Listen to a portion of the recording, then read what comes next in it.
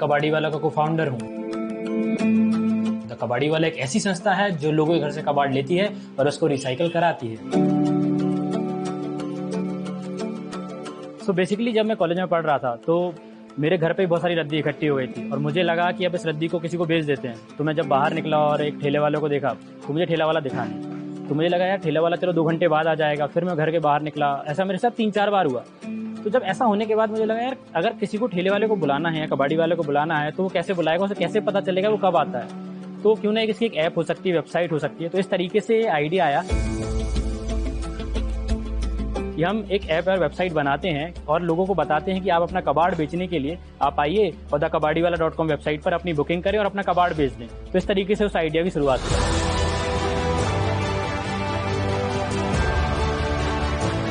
thekabadiwala.com घर से लेके इंडस्ट्री तक सब जगह से कबाड़ उठाता है, जैसे कि दुकान हो गया, ऑफिस हो गया है, गवर्नमेंट ऑफिस हो गया, private office, industry, manufacturing industry, उन सबको कबाड़ की सर्विस देता है। इसके साथ EPR, प्लास्टिक क्रेडिट, इस तरीके की सारी सर्विस देता है। इनफैक्ट म्युनिसिपल कॉर्पोरेशन को भी MRF मैनेजमेंट करने की सर्विस देता है। इस तरीके से द कबाड़ी वाला सर्कुलर इकोनॉमी और सस्टेनेबिलिटी की ओर काम कर रहा है।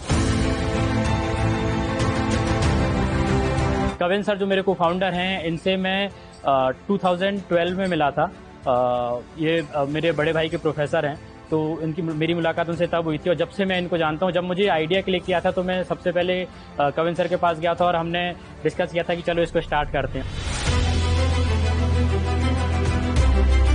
2013 में हमने इसको स्टार्ट किया था और जैसे मैंने बताया मैं कॉलेज के फाइनल ईयर में था उस टाइम पे।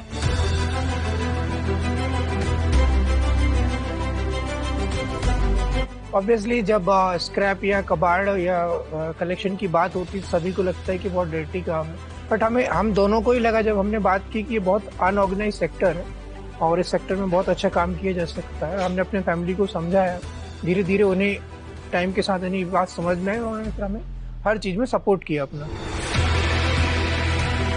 और जब हमने ये स्टार्ट कर दिया तो हमने जब वेबसाइट लॉन्च कर दी तो हमें एक बुकिंग भी आ गई थी कबाड़ उठाने। उस टाइम पे हमें ये भी नहीं पता था कि कबाड़ उठाएंगे कैसे, कहाँ लेके जाना है, क्या रेट होता है, क्या कोई जानकारी नहीं थी हमें, बट हम लग गए तुरंत।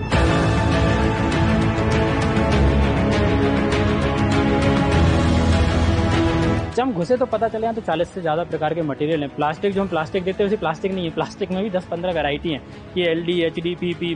पेपर हम जैसे देखते हो पेपर नहीं है, पेपर अलग है, नोटबुक का पेपर अलग। जब हम लोगों को बताते थे तो लोग उस पर हंसते थे कि लोग अब कबाड़ भी ऑनलाइन बेचेंगे क्या। उस टाइम पे लोगों को बताना कि अब कबाड़ भी ऑनलाइन बेच सकते हैं बहुत डिफिकल्ट था। पहले लोगों को ये भी नहीं पता था कि क्या मटेरियल रिसाइकल कर सकते। पेपर तो फिर भी लोग पहले रखते थे, बट प्लास्टिक हो गया, ऐसे मिल्क पाउच हो गया, ऐसे बहुत सारी चीजें फेंक देते हैं। बट धीरे धीरे लोगों को जागरूक किया हमने, बहुत सारे सेमिनार्स लिए लोगों को बताया और धीरे धीरे आज लोग जान पा रहे हैं कि क्या रिसाइकल कर सकते हैं। हमने भोपाल से इंडिया का पहला मैट्रेस रिसाइकलिंग प्रोग्राम शुरू किया था। ऑलरेडी हम 800 से ज़्यादा मैट्रेस कलेक्ट कर चुके हैं और अभी भी ये बहुत बड़ा अच्छा प्रोग्राम चल रहा है।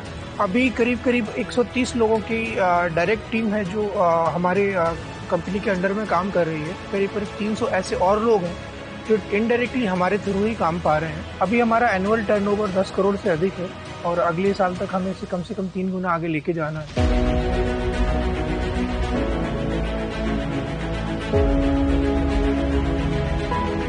अब तो खैर लोगों को एक पता चल गया कि कबाड़ी वाला है क्या, लेकिन पहले लोग इसका इतना मजाक उड़ाते थे, हमें इस तरीके से देखते थे जैसे पता नहीं हमने कुछ क्राइम कर दिया। जैसे मेरे को याद है कि जब हम इनिशियल में चालू किया था तो एक फैमिली आई मेरे पास, उन्होंने मुझसे मेरा एजुकेशन बैकग्राउंड पूछा। तो मैंने उनको बताया कि मैंने इंजीनियरिंग की हुई है। तो उन्होंने अपने दोनों बेटों को बुलाया, एक बेटे को बुलाया, बोलते हैं मैं इसको डॉक्टर बना रहा हूँ और ये मेरा छोटा बेटा, मैं इसे इंजीनियर बनाने वाला था, लेकिन अब मुझे पता चल गया है कि इंजीनियर कबाड़ी बनते हैं तो मैं इसे इंजीनियर भी नहीं बनाऊंगा। इनिशियली हम खुद लोगों के घर में कबाड़ उठाने गए हैं और मैंने देखा है लोग किस तरीके से बात करते हैं। जब मैं लोगों के घर से कबाड़ उठाता था तो लोग बोलते थे भैया वहाँ से उठा लिया, वहाँ झाड़ू भी लगा देना, वहाँ सफाई भी कर देना। हमारे साथ बहुत ज्यादा चीटिंग हुई, मतलब चीटिंग तो डायरेक्टली कोई नहीं किया, बट हमारे साथ ऐसी चीटिंग हुई जैसे मैं एक घर गया था तो उन्होंने बोला कंप्यूटर है कबाड़ के भाव में ले जाओ। अब मैं ये सोचता था कंप्यूटर उस टाइम पे 25,000-30,000 रुपए का नया कंप्यूटर आता था, मुझे प्राइस तो पता नहीं था कबाड़ का क्या प्राइस होगा। तो मैंने वो बोल दिया भाई 5,000 रुपए का मैं ले लूंगा। वो बोले हाँ ठीक है ले जाओ। मैं बहुत खुश हुआ, बहुत खुश कि 5,000 रुपए में कंप्यूटर मिल गया आज। और जब मैं उसे कबाड़ के मार्केट में बेचने गया तो मुझे 500 रुपए मिले। हमें पहले पता चल जाता है डिफिकल्ट काम है तो हम नहीं करते सर, लेकिन हम जैसे जैसे करते गए तो वो डिफिकल्टीज भी हमारे साथ में आती गई और हम सीखते गए। सो बेसिकली मुझे ऐसा लगता है कोई भी आप स्टार्टअप करते हैं तो आइडिया तो एक सिर्फ एक पार्ट होता है, उसका मेन काम होता है एग्जीक्यूशन का। जैसे आइडिया तो मुझे भी है कि मैं चांद पे चला जाऊं, लेकिन आइडिया कुछ नहीं होने वाला, अल्टीमेटली आपको उसको एग्जीक्यूट करना होगा।